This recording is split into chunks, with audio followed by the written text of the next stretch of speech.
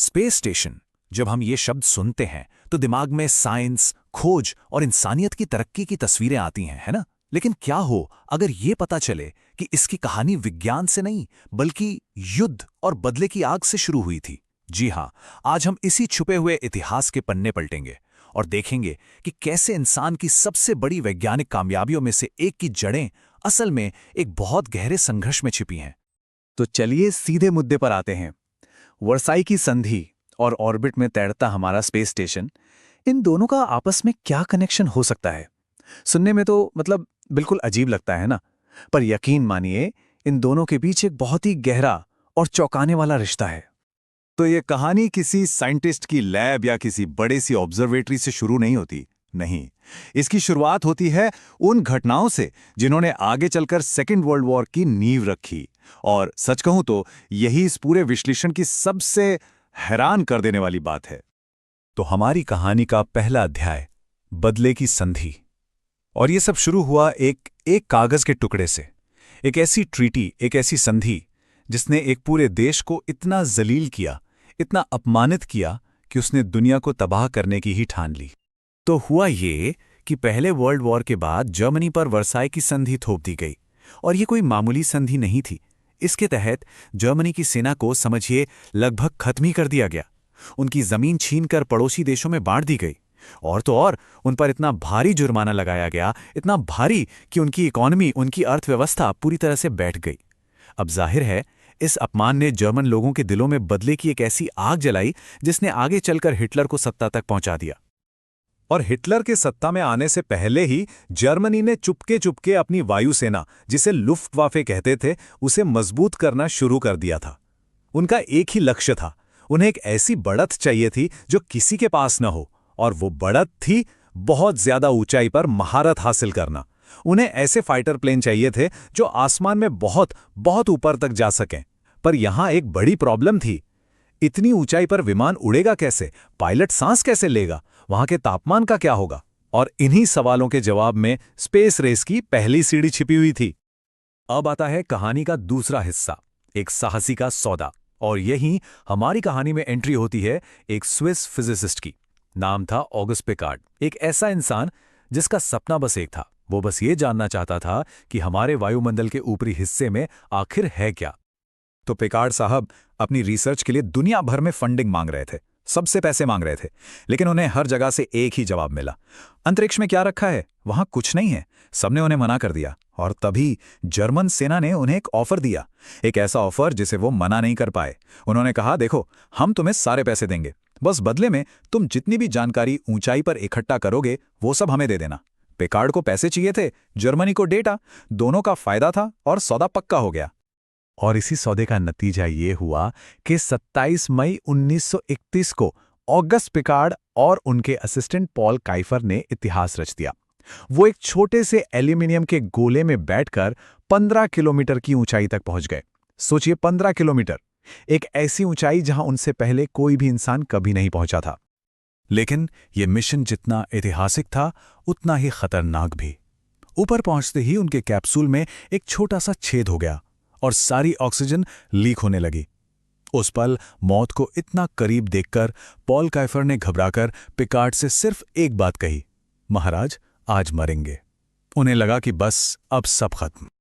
उनका मिशन किसी thriller film की कहानी से कम नहीं था। सच में, जो मिशन सिर्फ 8 घंटे का होना था वो 17 घंटे तक चला। बाहर का टेम्परेचर -60 डिग्री सेल्सियस। उन्होंने रुई और वैसलीन से उस जानलेवा ऑक्सीजन लीक को किसी तरह बंद किया। लेकिन मुसीबतें खत्म नहीं हुईं। उनका गुब्बारा ऊपर वायुमंडल में ही अटक गया। क्यों? क्योंकि नीचे आने वाला वॉल्व जम गया था। आखिरकार उन्होंने अपनी सूझबूझ से सूरज की रोशनी और रिफ्लेक्टर का इस्तेमाल करके उस बर्फ को पिघलाया और किसी तरह अपनी जान बचाकर नीचे आए। अब हम आते हैं कहानी के तीसरे पड़ाव पर, ऊंची जमीन की दौड़। पिकार्ड की कामयाबी और जो डेटा उन्होंने जर्मनी को दिया, उसने दुनिया की बाकी सुपर पावर्स में खलबली मचा दी। अब एक नई रेस शुरू हो गई थी। हर कोई आसमान में सबसे ऊंची जगह पर कब्जा करना चाहता था। और ये रेस कितनी तेज थी, ये इस टाइमलाइन को देखकर साफ पता चलता है।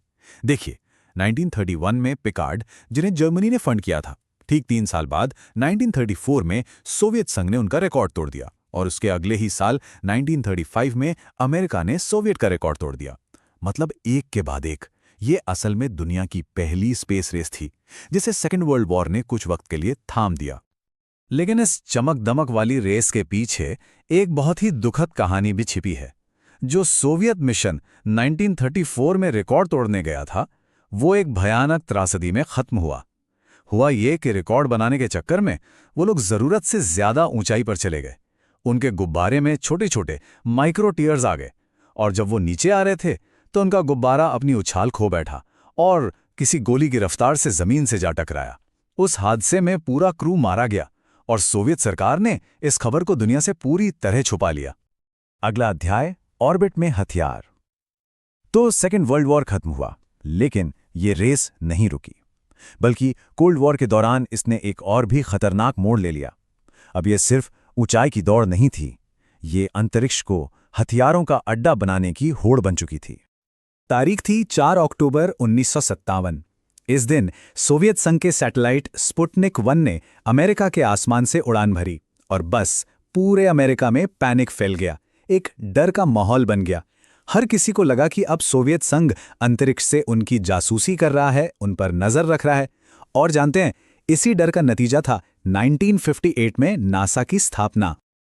अब जब तनाव इतना बढ़ गया तो दुनिया के देशों ने मिलकर एक बाह्य अंतरिक्ष संधि या आउटर स्पेस ट्रीटी बनाई। इस संधि में साफ साफ कहा गया कि कोई भी देश स्पेस में न्यूक्लियर, केमिकल या बायोलॉजिकल मतलब सामूहिक विनाश वाले हथियार नहीं रखेगा। सुनने में तो बहुत अच्छा लगता है ना? लेकिन दुनिया के सामने समझौते हो रहे थे और पर्दे के पीछे अमेरिका चुपचाप एक ऐसे हथियार पर काम कर रहा था जो तकनीकी रूप से संधि के दायरे में आता ही नहीं था। और वो हथियार था काइनेटिक एनर्जी वेपन। अब इसका कॉन्सेप्ट बहुत ही सिंपल है, लेकिन खतरनाक। इसमें किसी बम या विस्फोटक की जरूरत ही नहीं है। बस किसी बहुत भारी चीज को स्पेस से बहुत तेज रफ्तार से जमीन पर गिरा दो, और उसकी रफ्तार से जो एनर्जी पैदा होगी वो अपने आप में एक छोटे न्यूक्लियर बॉम्ब जितनी तबाही मचा सकती है।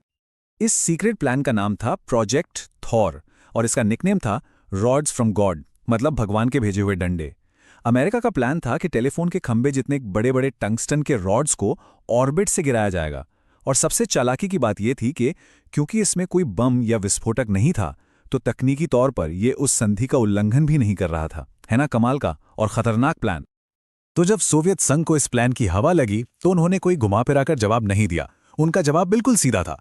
उन्होंने फैसला किया कि वो स्पेस में एक परमानेंट बेस बनाएंगे, मतलब एक स्पेस स्टेशन, और उस स्टेशन पर लगाएंगे एक असली तोप। जी हां, एक तोप, जिससे वो अमेरिकी सैटेलाइट्स को सीधे सीधे मार गिरा सकें। ये दुनिया का पहला मिलिट्री स्पेस स्टेशन बनने की तैयारी थी। और अब आता है आज का सबसे बड़ा सवाल, ये उद्धार है या विनाश? तो देखिए, इसी ऐतिहासिक लड़ाई ने, इसी होड़ ने स्पेस स्टेशन के कॉन्सेप्ट को जन्म दिया। एक ऐसा ऑर्बिटल अड्डा जो असल में जासूसी और हमले के लिए सोचा गया था।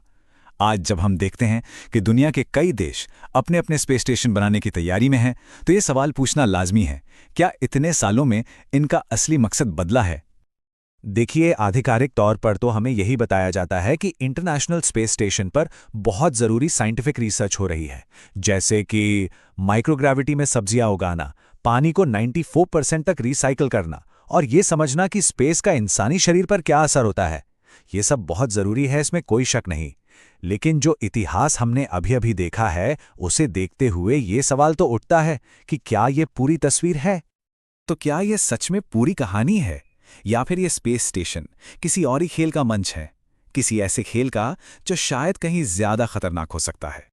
जरा सोचिए, इन स्पेस प्लेटफॉर्म्स का और क्या इस्तेमाल हो सकता है?